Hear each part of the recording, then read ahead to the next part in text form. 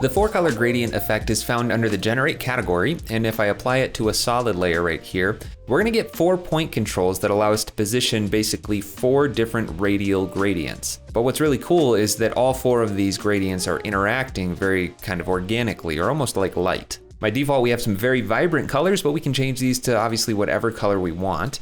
I'm gonna leave it at the default for now. And we can control all the colors and point controls right here under the positions and colors menu.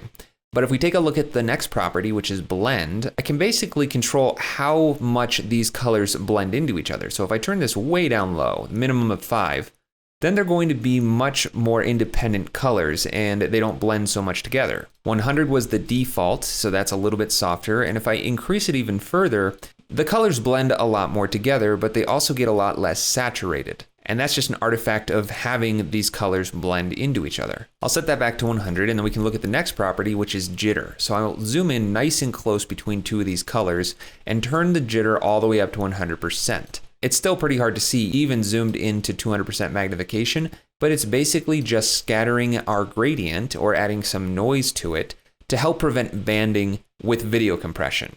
Next we have opacity, which just blends it with the layer that it was applied to.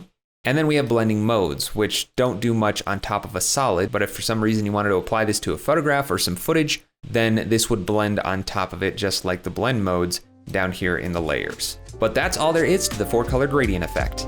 Hey, thanks for watching. If you enjoyed this tutorial, then check out the other ones here on my YouTube channel. And if you like my teaching style, then definitely check out my longer form content on Skillshare and School of Motion. And if you want to support more tutorials like this one, check out my Patreon. You can find links for all of that stuff in the description of this video.